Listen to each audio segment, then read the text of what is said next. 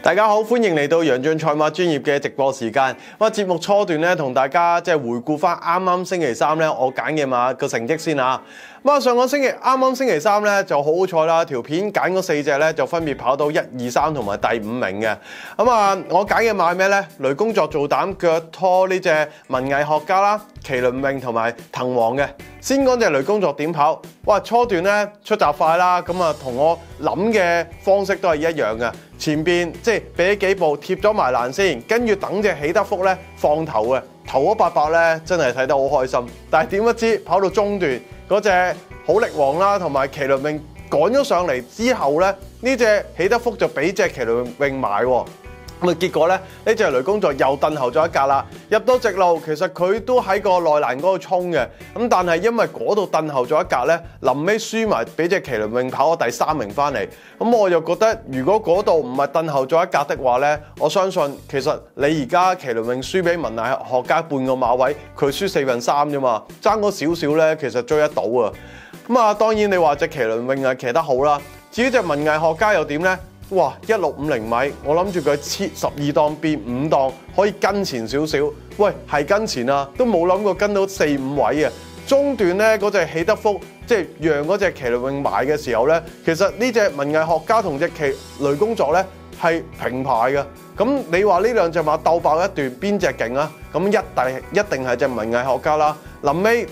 因為呢隻馬咧本身中長途啦，靠大步走嘅馬咧，佢跟到咁前走咧，其實鬥爆一段，臨尾佢走3位啦，剪咗步先咧，最終佢就輕勝翻嚟啦。幫阿高柏新馬房咧攞咗今季第15場頭馬，本身個實力係勁噶啦。再加上其他馬都有少跑錯咗咧，佢贏咧都係順理成章嘅。至於你話隻麒麟泳，早段佢後嗰隻文藝學家咧，我又真係冇諗到嘅。但係佢阿梁家俊咧就好努力去克服個劣勢啦，跑到一半就跟埋隻好力王一齊推騎，轉彎咧就佔咗先機放頭先嘅。你追我咯，喂，你中長途馬你跟前面走，可能入到直路散都唔出奇噶嘛，已經跑得好好啦。今場咧我真係俾個騎師100分，真係騎得好好。臨尾你話輸俾隻文藝學家咧，我都覺得無話可說嘅。至於隻藤王啦，一檔就又係嗰度啦，嗰隻麒麟泳埋咧，佢原本守喺前面喜德福啦、雷公作，跟住藤王再褪後多一格。呢隻馬其實而家呢個評分咧少少摸頂啊，到最終你見佢貼欄慳咗位移出嚟望空衝咧。臨尾個第4名都影輸埋，我自己嗰條四龍彩咧就真係瞓唔着啊！不過話咗俾大家聽咧，呢隻馬而家個評分摸頂啦。用見習生減磅對佢嚟講又未必騎得起，用大師傅孭重磅咧亦都冇着數啊！我諗佢都要等下一季要部署翻啦。嗰日咧有個朋友又留個言俾我，佢話不如你每個賽日揀一隻叫做跟進馬或者跑得少少唔係幾合河車嘅馬出嚟同大家討論下啦。我都覺得 OK 嘅。全日咧我就睇完嗰隻獻莫點樣跑之後，我又有少少保留啦。始終你見莫雷拉佢係靠放頭食糊啊。上一場掌家騎咧少少慢閘，你見騎師幾咁狼忙咁擺推騎幾步咧，寧願隻馬上口都要擺喺前面走啊。啱啱嗰場潘頓點跑咧？出閘快定喎，跟住就俾隻塑料起咧，就貼咗埋欄走，佢就走喺個2碟3位嗰度。好啦，跑咗一陣，嗰隻精選追擊咧，杜利來騎起幾步，同隻塑料起一齊放，佢就喺個2碟嘅第3、4位嗰度，騎師再好手力啊，韁繩再好啊，隻馬本身咧韁口係好敏感啊，而且仲係一隻3歲嘅紅馬咧，4圍片基本上都留唔住啊。跟住啦，落山，因為頭嗰2段咧，比標準時間慢咗成秒啊。到中段咧落山啦，嗰隻綽綽有餘打邊上嚟，佢又跟埋人哋走喎，走3碟啦，轉彎4碟，一隻放頭馬變咗要靠追咧，其實已經蝕底晒㗎啦。呢場嘅敗績咧，大家下場再出，記得留意翻。如果用大師傅咧，我諗有機會可以贏得翻㗎啦。好啦，馬後炮講完啦，講翻星期日嘅賽事啦，將會喺 A 跑道舉行。戲肉當然第7場嘅遮打杯同埋第8場嘅沙田銀瓶啦。賽事將會安排喺 A 跑道舉行嘅。上次用呢條跑道就係女王杯賽日啦，4月30號當日啦，放頭啦、跟前啦、居中嘅馬都跑得好嘅，係唯獨是留得太後追唔切嘅啫。今次解馬都要稱翻呢一類型嘅馬匹實力啦。好啦，今次我推介啊，嚟自第5場2班14米，我中意4號啊劍斷浪。咁你睇翻呢隻馬14米跑6次啦，當中咧只有1次咧唔入前4名嘅。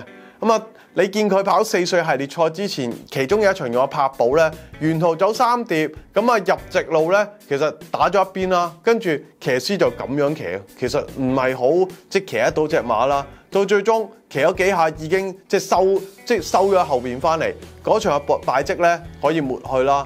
其後再跑啲4歲系列賽啦，輸路程、輸實力嘅，咁啊之後嗰啲敗績輸咧，你亦都冇得講嘅。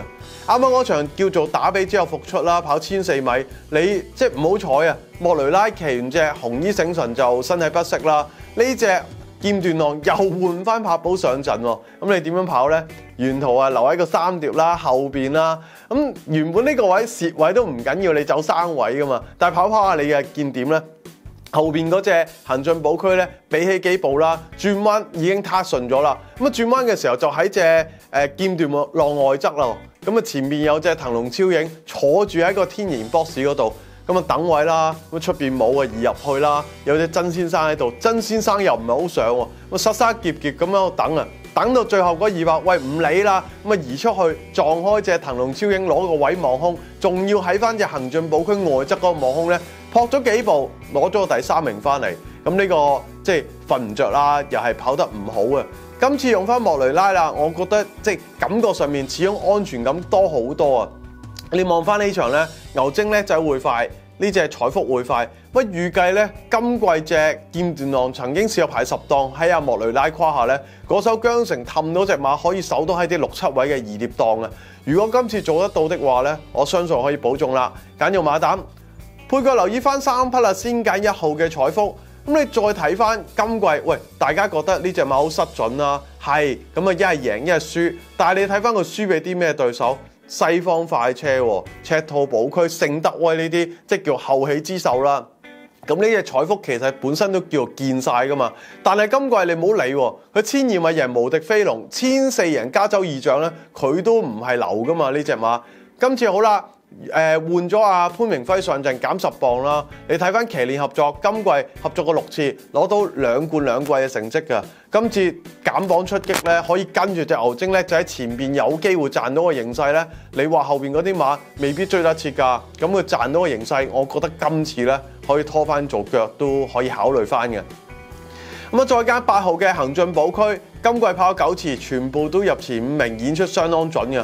上一場梁家俊又係發揮得好好啦，佢早段其實喺隻劍斷浪後邊嘅，但係知呢隻馬咧需要撻車啊嘛，咁啊轉彎之前咧，轉彎入直路之前咧，俾起幾步就喺隻劍斷浪嘅外側嗰度冚住佢先。咁臨尾你輸俾隻放頭賺形勢嘅一片光明你都無話可説㗎。今次梁家俊揀騎隻怪獸家長啦，佢係換阿田泰安嘅，咁跑法都係咁跑啫。早段留喺後邊轉彎，喂唔外遊咯，平時都係掟大彎追，都追得好嘅。咁呢隻咁忠心嘅馬咧，今次你話配腳一定要拖埋佢。最後一選咧揀翻10號嘅怪獸家長，係而家個火氣同季初，我拍超新星片嗰陣時咧，或者買火車頭啊、嘭嘭聲啊，嗰啲係有少少出入嘅。咁但係你睇翻佢上一場1400米點跑，5檔貼欄走，咁啊入到直路咧，佢都係塞結結嘅。前邊有隻馬克羅斯，隔離有隻成世好運，不過成世好運咧間唔時就撞下佢啊。咁跟住馬克羅斯喺前邊咧又片嚟片去，咁佢喺度等位等咗好耐，到最後嗰100咧移喺隻馬克羅斯內側嗰度衝咗100，攞咗個第566翻嚟啦。今次連達文換翻熟手嘅梁家俊咧，我自己安心得多啦。只係擔心一點啫，田錯 A 跑道1檔有機會受困。如果你話唔受困的話，我相信呢隻馬有機會可以入翻前列嘅，咁所以配腳拖埋佢。呢場提供4號劍斷浪做膽，腳拖1號彩福、8號行進寶區同埋10號啊，呢隻係怪獸家長。咁啊，今集時間差唔多，下一次咧有機會係禮拜1咧夜晚同大家做，因為禮拜2係紅日啦。咁啊，到時再同大家講翻幾時做啦，拜拜。大家好，如果想知道我更多嘅動態咧，歡迎撳翻個訂閱掣支持我啦。